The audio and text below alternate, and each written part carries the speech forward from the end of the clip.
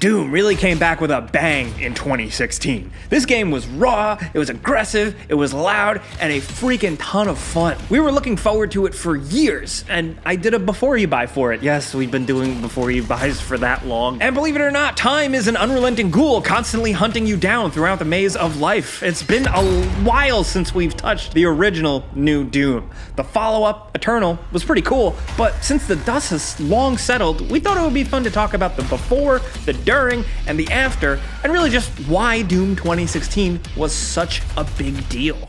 Before Doom 2016, there was a massive, I guess you could say dark period for the Doom games. Basically, there was nothing. Doom 3 was released way back in 2004, so there was a lull. So after Doom 3 did release, work on a follow-up game with the working title Doom 4 seemingly began around 2007. That's the first time when the head of the legendary developers id Software's head, John Carmack, mentioned it, and of course, everyone went crazy. For years, development apparently went on, with work seemingly continuing throughout 2009 when Bethesda's parent company ZeniMax Media acquired id. Now, a big report from Kotaku in 2013 exposed the Doom 4 project as one that was pretty much trapped in game development hell. Before this, John Carmack left to work for Oculus, and apparently the project was rebooted. And thank goodness it was, because according to this report, behind the scenes, the original Doom 4 project was not looking promising. Basically, it was like Doom meets Call of Duty. Okay, maybe that's a little unfair, but look at the screenshots and look at what we've seen before. We'll link the official sources in the description if you want to check out the full reporting. It just seemed extremely scripted and just kind of looked like generic assault rifle guy in a regular city and a demon invasion happening. Now, on paper, that sounds cool as hell, but from what we see here, for us, not so much, man. To be fair, some of the people at id did say that this was actually much cooler in person, and if the quote-unquote realistic Hell on Earth thing could have been fully realized, it maybe would have been awesome. This is really what could have been. Like I said, at some point, the development shifted, and the angle was more to do a bit of a reimagining of the Doom franchise with inspiration from the original game. Doom was teased at E3 2014, but man oh man, QuakeCon 2014 was where the rumblings started to really become exciting. Basically, id Software held a big gameplay demonstration exclusively at QuakeCon that didn't release anywhere else. The doors were shut. It wasn't officially posted online. I had friends who were at QuakeCon who saw this, and man, the room apparently exploded, and the first look at the game really blew everyone away. Myself and many other Doom fans all kind of lived off of that scrap of information until E3 2015, which gave us a big long chunk of gameplay and a reveal and all the info. Doom finally released May 13th, 2016 for PC, PS4, and Xbox One, and it was awesome. It was certainly a fresh take on Doom. It seemed to walk the line between the slightly slower, more spooky and deliberate Doom 3, while also making it like a balls-out crazy action shooter. It certainly leans a bit towards the crazy action, as, you know, Doomslayer runs and jumps and shoots and blasts and rips and tears his way through crazy environments and through increasingly crazier amounts of complicated enemies. So while in some regard it didn't feel like the 90s game, some of it really did. The original Doom games certainly had their chaos and violence, and things really escalate towards the end, but Doom 2016 seemingly took the original Doom's box art really seriously and just decided to make a game basically based on that. I mean, that's what playing it certainly feels like anyway. I mean, look at this. Part of the magic of this game was the simplicity of it all. It knows what you're there for, and it just wants to challenge and entertain you. There's a story, oh yeah, and it's actually pretty interesting with some great stuff in there, but the game also has a strong discipline in knowing that you just want to move forward and shoot stuff. I mean, come on, right from the start, you're the Doomslayer, you awaken after a seemingly long rest, and there's a demonic presence in this Mars facility, and you just go kill everything with pretty much not really stopping to breathe too often. There is light exploration and a surprising amount of platforming to find little hidden collectibles or to just make the Doomslayer stronger through some weapon upgrades and the small upgrade tree for health and armor and stuff. That stuff is pretty simple and streamlined, and depending on who you ask, it doesn't really get in the way, and it serves as a nice breather because the rest of the game is really just sheer brutality, and it's awesome. Most of the time you find yourself in rooms and situations where you need to kill everything and survive in order to progress, and that's fine. Like, it doesn't need to be more complicated than that, but Doom does add some nice little layers to it, like the brutal melee finishers called glory kills,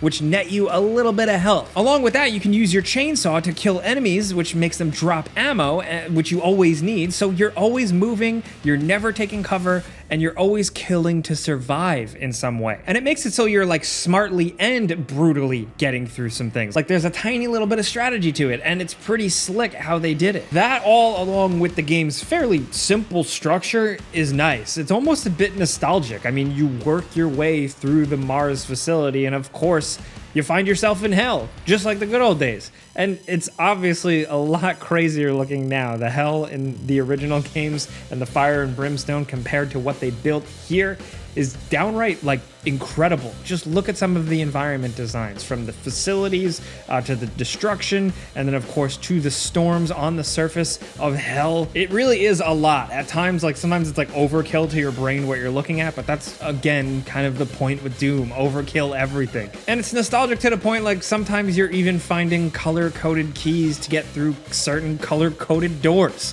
But where it's really cool is just how it all goes down. Like, our Doom guy here is an unrelenting force of nature. Seemingly impulsive, just going and doing. He's punching computer screens, he pushes the upgrade robots out of the way, he takes key cards off of dead bodies, he rips the arms off of a corpse so he can access a door, he even smashes the upgrade thingies. He's almost got like this unrelenting killer slasher Michael Myers energy to him, and you know what? We respect him for that. He's just brutal from top to bottom, and it's really great. And from you being on Mars, to some of the iconic classic enemy designs, to even the loading screens showing the map of the Mars facility, reminiscent of the original games and level screens, it does in some ways feel like a new version of the classic Doom from 1993. Not to mention the fact that the game kicks off with like an awesome new version of the classic At Doom's Gate, which kicked off the first level of the original game and is one of the most iconic bits of video game music ever. This new version is like the most badass reimagining of it you could even ever comprehend, and it sets the tone for this new Doom completely. It's also really only the beginning, because the entire Doom 2016 soundtrack is just unbelievable from top to bottom, from rip and tear to like BFG Division. Are you kidding me? It's just unrelenting from beginning to end, pretty much like the sweaty, intense gameplay. Mick Gordon's soundtrack is absolutely incredible work here, and it really makes the game. I mean, well, like that and all of the awesome gore and the fun gameplay. This really set up, like, love it or hate it, what new audiences think of as Doom, really. The people who played the 1993 game, myself included, are getting older now. We're gonna be extinct, and this is like the next generation of Doom. id Software did follow this up with Doom Eternal in 2020, and it is even more intense, with more complicated and harder gameplay, and some larger-than-life battles, and some lore that just goes straight crazy. Is it too much? Maybe. It depends on what Doom fan you ask. Really, it's like, which one do you prefer? Doom 2016 or Doom Eternal? There's kind of like different things about them for different fans. But Doom 2016, man, just experiencing that game in a vacuum, the lead up to it, all of it, was incredible. It should be like preserved in gaming history. It's a really special game and worth revisiting, or even visiting for the first time if you haven't. I guess you didn't watch our Before You Buy back in the day. It's simple, it knows what it is, with a stronger focus than like any other game, and it's an entertaining ride from top to bottom. Oh, it also had a multiplayer mode, but we didn't really play that too much. Anyway, what we're trying to say is Doom 2016 was a massive deal. Again, we think it solidified Doom's place in gaming history. We have to keep games like that from being forgotten, from the old days of just humble little weird hacked computer games to something as crazy as this. We're just happy to have it, and we wanted to talk about it a little bit. So we want to hear from you guys. We know a lot of you played Doom in 2016, so let us know what you think, especially like now that the dust has settled. Obviously, the game came out in 2016. We made videos about it, and then we never talked about it again, so